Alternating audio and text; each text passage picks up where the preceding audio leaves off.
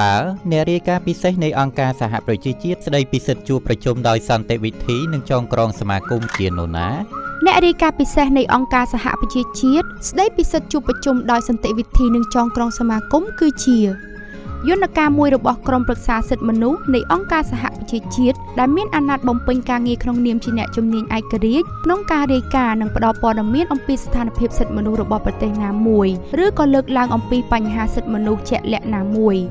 អ្នករាយការណ៍ពិសេសចូលរួមក្នុងការសិក្សាស្រាវជ្រាវនានានិងកិច្ចពិគ្រោះយោបល់ទៅតាមអាណត្តិជាក់លាក់របស់ខ្លួនដើម្បីបង្កើនសមត្ថភាពនៃក្រុមប្រឹក្សាសិទ្ធិមនុស្សក្នុងការដោះស្រាយបញ្ហានិងស្ថានភាពសិទ្ធិមនុស្សនៅជុំវិញពិភពលោកដោយផ្អែកលើអនុសាសន៍របស់អ្នករាយការណ៍ពិសេសតើអ្នករាយការណ៍ពិសេសស្ដីពីសិទ្ធិជួបប្រជុំដោយសន្តិវិធីនិងចងក្រងសមាគមមានអាណត្តិប៉ុន្មានឆ្នាំបង្កើតឡើងតាំងពីពេលណានិងបំពេញតួនាទីអ្វីខ្លះអាណត្តិរបស់អ្នករាយការណ៍ពិសេសស្ដីពីសិទ្ធិជួបប្រជុំដោយសន្តិវិធីនិងចងក្រងសមាគមត្រូវបានបង្កើតឡើងក្នុងខែតុលាឆ្នាំ2010ដើម្បីលើកកម្ពស់និងការពារសេរីភាពជួបប្រជុំនិងចងក្រងសមាគមនៅទូទាំងពិភពលោកអ្នករាយការណ៍ពិសេសមានអាណត្តិរយៈពេល3ឆ្នាំនិងអាចបន្តទៅកាន់អាណត្តិទី2បានម្ដងទៀតក្រុមប្រឹក្សាសិទ្ធិមនុស្សបានបន្តអាណត្តិរបស់អ្នករាយការណ៍ពិសេសស្ដីពីសិទ្ធិជួបប្រជុំដោយសន្តិវិធីនិងចងក្រងសមាគមសម្រាប់រយៈពេល3ឆ្នាំថែមទៀតក្នុងខែកញ្ញាឆ្នាំ2013ដល់ខែមិថុនាឆ្នាំ2016អ្នករាយការណ៍ពិសេសស្ដីពីសិទ្ធិជួបប្រជុំដោយសន្តិវិធីនិងចងក្រងសមាគមមានអាណត្តិបំពេញតួនាទីដូចខាងក្រោម 1. ប្រមូលព័ត៌មានទាំងអស់នៃការអនុវត្តនានានៅថ្នាក់ជាតិនិងបទពិសោធន៍ទាក់ទងនឹងការលើកកម្ពស់សេរីភាពជួបប្រជុំនិងចងក្រងសមាគម 2. ចងក្រងរបាយការណ៍ប្រចាំឆ្នាំស្ដីពីស្ថានភាពរបស់រដ្ឋនានាដើម្បីស្នើឲ្យមានការអនុវត្តល្អប្រសើរក្នុងការលើកកម្ពស់សេរីភាពជួបប្រជុំនិងចងក្រងសមាគម 3. ស្វែងរកនិងឆ្លើយតបទៅកាន់ដៃគូពាក់ព័ន្ធនានា 4. ផ្ដល់ជំនួយផ្នែកបច្ចេកទេស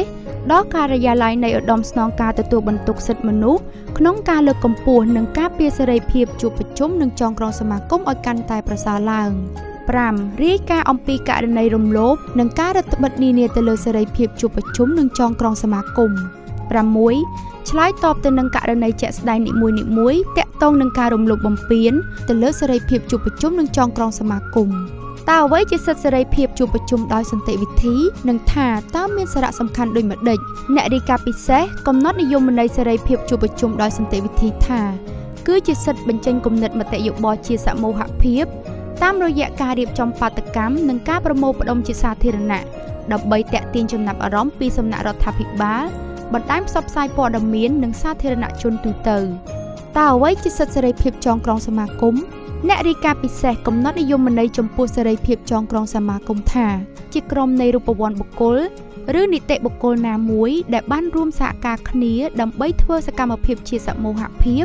ដូចជាការសម្ដែងមតិការផ្សព្វផ្សាយការទាមទារឬការពារនៅផលប្រយោជន៍នៃវិស័យណាមួយសមាគមអាចជាអង្គការមិនមែនរដ្ឋាភិបាលអង្គការសង្គមស៊ីវិលក្លឹបសមាគមខាងសាសនាគណៈបកនយោបាយសហជីពមូលនិធិនិងសមាគមលើបណ្ដាញអ៊ីនធឺណិតជាដើមអ្នករាយការណ៍ពិសេសបានកំណត់នៅនិន្នាការសកលចំនួន8ទាក់ទងនឹងការបង្កើននៅដែនកំណត់ទៅលើលទ្ធភាពនៃការអនុវត្តសិទ្ធិសេរីភាពជួបប្រជុំដោយសន្តិវិធីនិងចងក្រងសមាគមដូចជា 1. ការប្រើប្រាស់ច្បាប់ដើម្បីរដ្ឋបិទទៅលើការអនុវត្តសេរីភាពជួបប្រជុំដោយសន្តិវិធីនិងចងក្រងសមាគម 2. ការប្រើកម្លាំងលើសលប់ដើម្បីតបតទៅនឹងការតវ៉ាដោយសន្តិវិធី 3. ការប្រើកម្លាំងបង្ក្រាបទៅលើចលនាសង្គម 4. ការគិតបែបអគតិនិងការវាយប្រហារទៅលើតួអង្គសង្គមស៊ីវិល 5. ការរដ្ឋបិទតាមរយៈការកំណត់មុខសញ្ញាលើក្រុមជាក់លាក់ 6. ការដាក់កម្រិតទៅលើសិទ្ធិនានាក្នុងអំឡុងពេលបោះឆ្នោត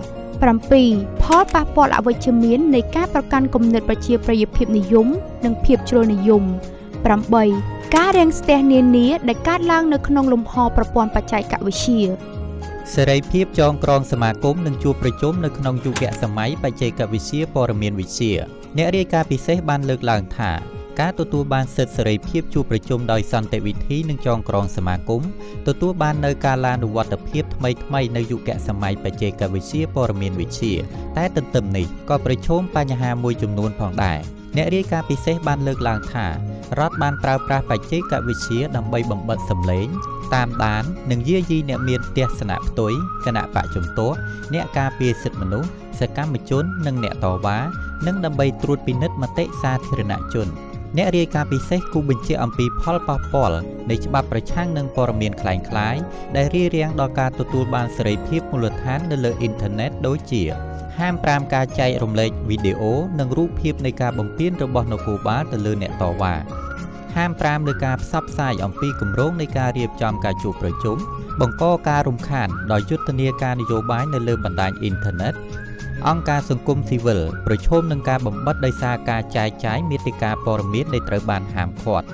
អ្នករាយការណ៍ពិសេសគូបញ្ជាក់អំពីការទទួលខុសត្រូវរបស់រដ្ឋក្នុងការការពារសិទ្ធិសេរីភាពក្នុងការចងក្រងសមាគមនិងការជួបប្រជុំដោយសន្តិវិធីទាំងនៅលើនិងក្រៅបណ្ដាញអ៊ីនធឺណិតដោយអនុលោមតាមច្បាប់សិទ្ធិមនុស្សអន្តរជាតិ